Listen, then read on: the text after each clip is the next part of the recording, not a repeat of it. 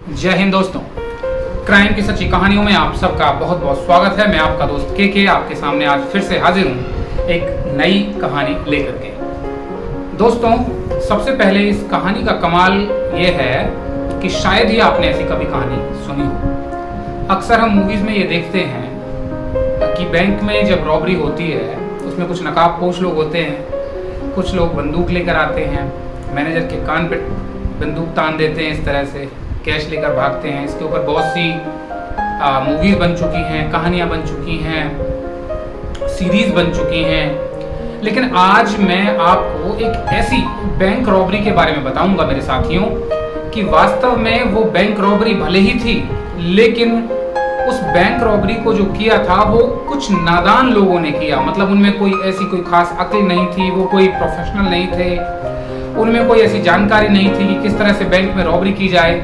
लेकिन आप विश्वास मानिए दोस्तों, उन आम कुछ लोगों ने एक बैंक में एक नहीं, 5 नहीं, 10 नहीं, पूरे 100 करोड़ की बैंक रॉबरी की थी मेरे साथियों। जी हाँ, चलिए मैं आपको बताता हूँ ये किस्सा आखिर कहाँ हुआ। दोस्तों, 27 अक्टूबर 2014 को हरियाणा के सोनीपत जिले के एक गोहाना क्षेत्र में एक बैंक स्थित है, वो आप सब जानते हैं, पंजाब नेशनल बैंक। जी हाँ, मैं आज बात करने जा रहा हूं हरियाणा की सबसे बड़ी बैंक रॉबरी की मेरे दोस्तों, जो कि पंजाब नेशनल बैंक में हुई थी। पूरे 100 करोड़ की ये बैंक रॉबरी थी। और ये हुई कैसे, इसके बारे में तो आपको धीरे धीरे पता लग ही जाएगा। कहानी में आप बने रहिएगा, क्योंकि इस कहानी में ऐसे ऐसे मोड़ आएंगे कि आप दांतों तले उंगली दबा लेंगे कि किस तरह से उन 4 या 5 आदमियों ने, कुछ अनपढ़ भी थे उनमें, कुछ आम लोग थे, उन्होंने इस 100 करोड़ की बैंक रॉबरी को अंजाम दिया। हुआ यूं कि 27 अक्टूबर 2014 को बैंक जैसे सुबह खुलता है, मंडे का दिन था। मैनेजर आए, पहले एम्प्लॉइज आए, उसके बाद मैनेजर आए। मैनेजर अपने काम सीट पर बैठे, लोग अपना काम करने लगे बैंक में। उसके बाद मैनेजर साहब का अंदर जाना होता है, क्योंकि मैनेजर के पास एक पावर होती है बैंक में, और वो पावर ये होती है कि बैंक का जो लॉकर रूम और स्ट्रॉन्ग रूम होता है उसकी की और ऑथराइजेशन सिर्फ बैंक मैनेजर पे होती है। तो बैंक मैनेजर साहब जब गए अपने बैंक लॉकर की तरफ, और सिक्योरिटी रूम जो था, जिसे स्ट्रॉन्ग रूम भी कहते हैं, उन्होंने जब ताला खोला और अंदर देखा, अंदर जैसे ही उन्होंने देखा दोस्तों, उनके होश उड़ गए, पैरों तले उनकी जमीन खिसक गई। उनकी सीधी निगाह बैंक में जो लॉकर होते हैं हम जैसे ग्राहकों के, वो लॉकरों पे गई, और वो लॉकर अपने आप में खुले हुए थे। कुछ कागज नीचे पड़े हुए थे, कुछ जेवर पड़े हुए थे नीचे। आनन फानन में उनको कुछ समझ में नहीं आया, वो बहुत घबरा गए। उन्होंने इधर उधर नजर दौड़ाई तो उनकी नजर लॉकर रूम के जो फर्श था उसके एक गड्ढे पर पड़ी। उन्होंने तुरंत पुलिस को सूचना दी। पुलिस आती है, सबसे पहले पुलिस छानबीन करती है, उधर उधर देखती है, लेकिन कोई सुराग नहीं था। आखिरकार पुलिस वही फिंगरप्रिंट्स जो जितने मिले वो सब ले लिए, और जब पुलिस लॉकर्स के पास जाकर देखती है तो पुलिस को मिलता है कि लगभग 86 लॉकर खुले हुए थे, और उनके अंदर से कुछ नकदी और जो कुछ कैश जिसे कहते हैं और ज्वेलरी जो थी वो वहां से गायब थी। लेकिन कमाल की बात दोस्तों ये थी कि जो स्ट्रॉन्ग रूम था उसके अंदर बहुत सारा कैश था, वहां तक वो लुटेरे नहीं पहुंच पाए। या तो शायद ये कह सकते हैं कि स्ट्रॉन्ग रूम काफी स्ट्रॉन्ग था, जैसे इसके नाम से है। उन्होंने केवल लॉकर खोले और वहां से नकदी और क्या कहते हैं जेवर लेकर वहां से फरार हो गए। अब धीरे धीरे ये खबर बाहर फैली तो लोगों में पता लगा, लोगों को पता लगा तो लोग घबरा गए।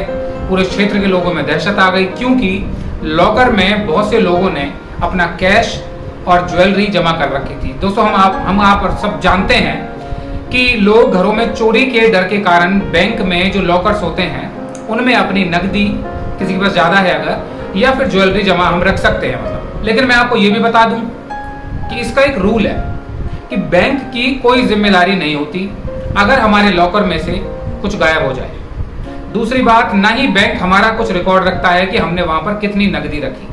बस केवल एक चीज है कि एक चाबी बैंक के पास होती है और एक चाबी ग्राहक के पास होती है उस लॉकर की, तभी वो लॉकर खुलता है। लेकिन साथ साथ ये भी तय है कि रिजर्व बैंक ऑफ इंडिया ने कुछ गाइडलाइंस दे रखी हैं, और उनमें ये कह रखा है कि बैंक के पास लॉकर तो भले ही है, लेकिन उसकी निगरानी, सीसीटीवी कैमरा और सिक्योरिटी का पूरा प्रबंध बैंक की जिम्मेदारी है।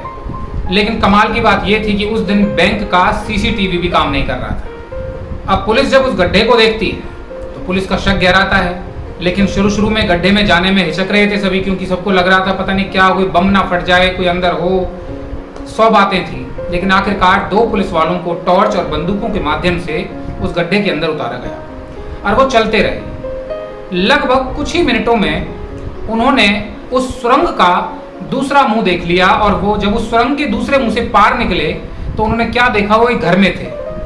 कमाल की बात देखिए दोस्तों, वो एक घर में थे, और वो घर जब उन्होंने पता किया तो वो घर पिछले 5 साल से बंद था। इधर से जैसे मैंने कहा, लोगों ने धरना देना शुरू कर दिया कि भाई हमारा इतना कैश, हमारा इतना कैश। बैंक भी बहुत दबाव में था, रिकॉर्ड किसी के पास था नहीं, लेकिन जिम्मेदारी भी बैंक की थी। लेकिन कितनी जिम्मेदारी थी, अब इन चीजों के ऊपर साथ साथ ये भी था कि वो पैसे, आखिरकार वो ज्वेलरी गई कहाँ। तो पुलिस ने अपने पूरे दिमाग दौड़ा लिया, लेकिन कोई सफलता पहले दिन नहीं मिली, और आनन फानन में तुरंत पीएमओ ऑफिस से एक खास अधिकारी, जो इस तरह की बैंक रॉबरीज का जो केस था पहले सुलझा चुके थे, उनको बुलवाया जाता है, लेकिन उसका भी कोई फायदा नहीं होता। अब 28 अक्टूबर को जो हरियाणा के डीजीपी थे वो एक ऐलान करते हैं, और वो कहते हैं कि जो भी इस बैंक रॉबरी का कोई सुराग देगा उसको 10 लाख रुपए कैश इनाम मिलेगा। ये खबर पूरे हरियाणा में फैला दी जाती है। इसी के साथ साथ पुलिस अपना काम पूरा कर रही थी। बैंक के और पास का जो 1 किलोमीटर का दायरा था, चारों तरफ से वहां जितने भी घर थे, जितनी रेहड़ियां थी, जितने लोग थे, सबके फोन सर्वेलेंस पे लगा दिए गए, सबकी घरों की जांच की गई। बहुत बारीकी से जांच करने के बाद भी पुलिस अब तक उस सुराग तक नहीं पहुंच पा रही थी। लगभग 29 अक्टूबर की रात को पुलिस के पास एक अननोन नंबर से कॉल आता है, और वो कॉल करने वाला आदमी पुलिस को ये बताता है, क्योंकि उसने सुन रखा था वो 10 लाख का इनाम, तो पुलिस को वो ये बताता है कि पास का ये गांव है, गांव का नाम लेता है, वहां पर 2 लोग हैं, उन दोनों लोगों का नाम लेता है, और कहता है कि उन 2 लोगों ने ये बैंक रॉबरी की है, और ये मैं दावे के साथ कह सकता हूं। अच्छा, पुलिस के पास कोई चारा नहीं था, पुलिस को जहां से सुराग मिले वहां जाने की कोशिश कर रही थी। पुलिस ने उनकी जब बात सुनी तो पुलिस तुरंत अपनी जीप से निकालती है, सीधा गांव पहुंचती है। लेकिन कमाल की बात यह रही कि वहां पर जो हुलिया उन्होंने बताया था, वहां पर इस तरह के 2 व्यक्ति पुलिस को मिल जाते हैं, और पुलिस सख्ती से उनसे पेश आती है, तो वो खुद ये कबूल करते हैं कि जी हाँ, हमने बैंक रॉबरी की है। जी हाँ दोस्तों, आखिरकार पहली बार पुलिस को सफलता मिलती है। 2 लोगों को पकड़ा जाता है उनकी निशानदेही पर। वहां पर एक ईंटों का भट्टा था गांव में, वहां पर वो ले जाते हैं, और वहां पर उनमें से एक व्यक्ति वो 8.5 किलो सोने के जो जेवर थे वो वहां से बरामद करवाता है, और जो दूसरा था उसने वहां पर लगभग 60,000 रुपए कैश रखे हुए थे। सख्ती से पुलिस जब इनसे पूछती है तो वो बाकी 3 लोगों के बारे में भी बताते हैं, और उन 3 लोगों में इसका जो ये पूरा रॉबरी कांड हुआ है उसका मास्टरमाइंड भी था। अब जैसे ही पुलिस इन 3 लोगों की तलाश में होती है तो इसका जो मास्टरमाइंड था उसका नाम था महिपाल। तो महिपाल जो था वो सुसाइड कर लेता है, और अब पुलिस के सामने और सवाल खड़े हो गए कि भाई महिपाल तो मर गया है, अब क्या किया जाए। इसको सारी चीजें पता थी, कहीं ऐसा तो नहीं कि महिपाल के साथ बैंक के कुछ कर्मचारी मिले हों, कहीं ऐसा तो नहीं कि कोई ग्राहक बैंक का इनके साथ मिला हो। महिपाल मास्टरमाइंड था, लेकिन कुछ भी नहीं मिल पाया पुलिस को। आखिरकार पुलिस अब इन 4 लोगों को गिरफ्तार कर चुकी थी, और ये चारों लोग एक कहानी सुनाते हैं जो मैं आपको बताने जा रहा हूँ। वो कहते हैं कि महिपाल और उसका एक रिश्तेदार, ये जीजा साले थे, इन दोनों का बिजनेस था। वो बिजनेस था प्रॉपर्टी डीलिंग का। प्रॉपर्टी डीलिंग के बिजनेस में अचानक से इनको बहुत ज्यादा नुकसान हो गया। इन्होंने भरसक कोशिश की, लेकिन वो उस नुकसान की भरपाई नहीं कर पाए। आखिरकार मैंने कहा, जब परेशानी में आदमी होता है तो उसका दिमाग या तो पॉजिटिव या फिर नेगेटिव चलता है। आखिरकार महिपाल एक योजना बनाता है अपने रिश्तेदार के साथ, और कहता है कि मेरे घर के पास पंजाब नेशनल बैंक है। और दोस्तों, मेरे घर जो मैं आपसे कह रहा हूं, जिस मकान में पुलिस निकली थी दूसरे छोर से, वो मकान भी 5 साल से खाली भले ही था, लेकिन वो महिपाल का ही मकान था जो इसका मास्टरमाइंड था। तो महिपाल योजना बनाता है अपने रिश्तेदार के साथ कि भाई हम अब क्या कर सकते हैं कि एक बैंक है मेरे घर के पास, हम इस बैंक के लॉकर रूम से हम ज्वेलरी और कैश चुरा सकते हैं, और मोटा पैसा हम इससे बना लेंगे और हमारी परेशानी दूर हो जाएगी। दोनों इस बात को मान लेते हैं। उसके बाद 3 और लोगों को ये ढूंढते हैं। तो पास के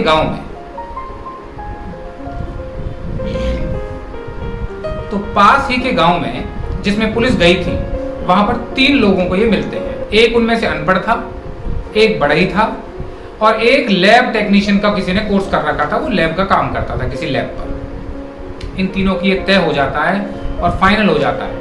अब ये रेकी करने शुरू करते हैं, माने नजर बनानी शुरू करते हैं।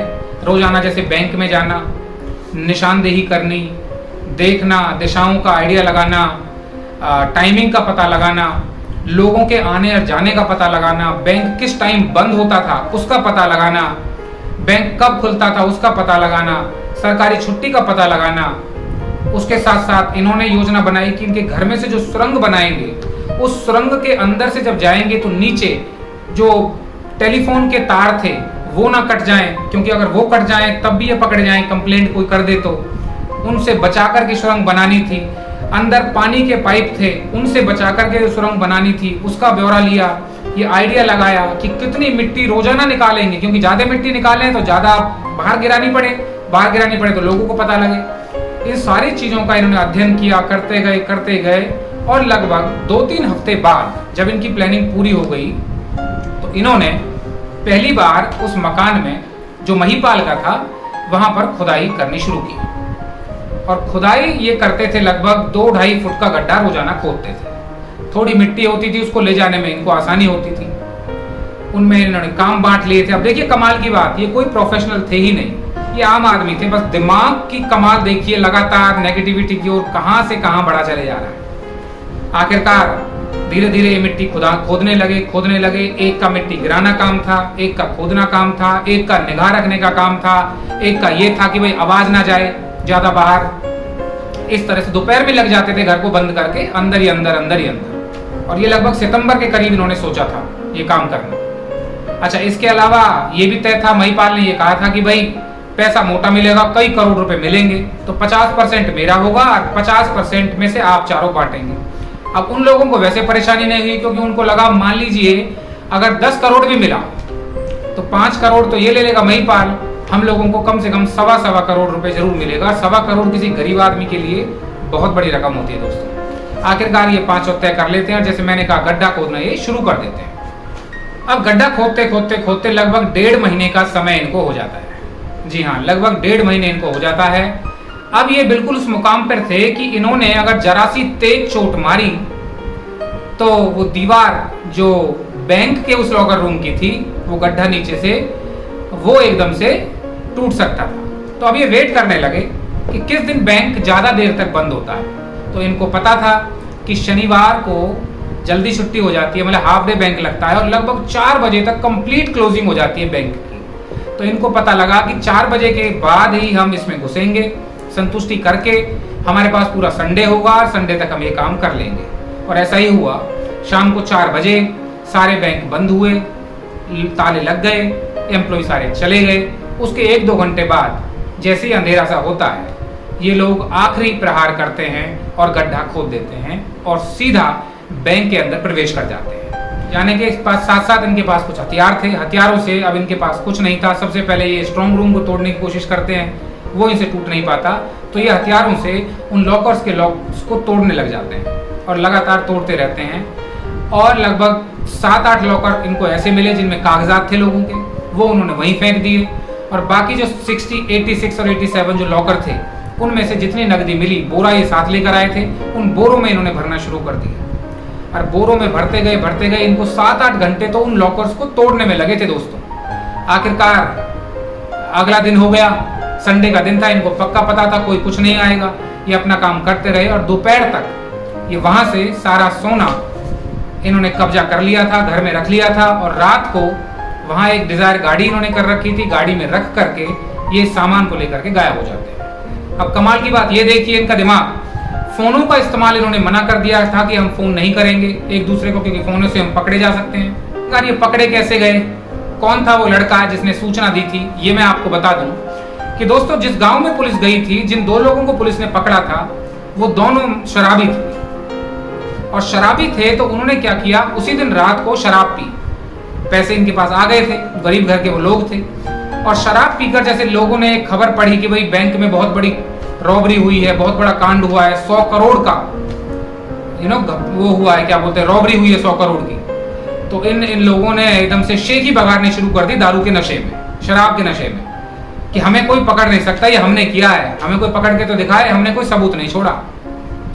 इस तरह की जब ये बातें कर रहे थे तो वहीं पर वो लड़का बैठा हुआ इनकी बातें सुन रहा था। तो जैसे ही उसने ये बात सुनी, उसने वो खबर पहले सुन रखी थी कि भाई पुलिस ने 10 लाख रुपए का कैश का इनाम दिया है, बाकायदा उसको मिला भी ना, और उसने तुरंत पुलिस को कॉल किया था। उसी की उस बात पर वो पकड़े गए। और देखिए, शेखी बगाड़ने के चक्कर में, बड़बोलेपन के चक्कर में और शराब के चक्कर में ये लोग जल्दी से 72-71 घंटे के अंदर ही पुलिस ने पकड़ ली।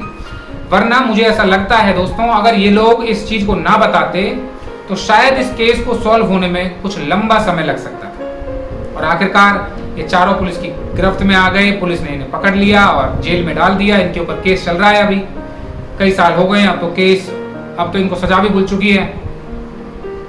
तो ये थी कहानी दोस्तों, हरियाणा की सबसे बड़ी बैंक रॉबरी, जिसमें कुछ अनाड़ी लोगों ने 100 करोड़ रुपए का डाका डाला था। पंजाब नेशनल बैंक था। तो इस तरह से आज मैंने आपको हरियाणा की एक रॉबरी की कहानी सुनाई। दोस्तों, मुझे पूरा विश्वास है कहानी मुझे तो बहुत अच्छी लगी, आपको जरूर बहुत अच्छी लगेगी। मेरे चैनल को अगर आप सब्सक्राइब करेंगे तो मुझे बेहद खुशी मिलेगी। मेरे चैनल को आप शेयर करिए, इसे लाइक करिए, कमेंट करिए। मैं चाहता हूं कि आपके थ्रू अगर मेरे चैनल को बढ़ावा मिलता है और लोग मेरी कहानियों को देखते हैं तो ना केवल मेरे चैनल को बढ़ावा मिलेगा दोस्तों, पर मुझे पूरा विश्वास है कि मेरे साथी जो इस कहानी को सुनेंगे, इस तरह की मेरी क्राइम की सच्ची कहानियों के जो कहानियां मैं सुना रहा हूं उनको सुनेंगे तो उनको जरूर कुछ सीखने को मिलेगा और कहीं ना कहीं हम अपना बचाव इससे कर सकते हैं। तो दोस्तों, आज मैं कहानी यहीं विराम करता हूं अपनी वाणी को। कल मैं फिर मिलूंगा एक नई कहानी के साथ। तब तक के लिए मुझे इजाजत दें। आप लोगों का बहुत बहुत शुक्रिया।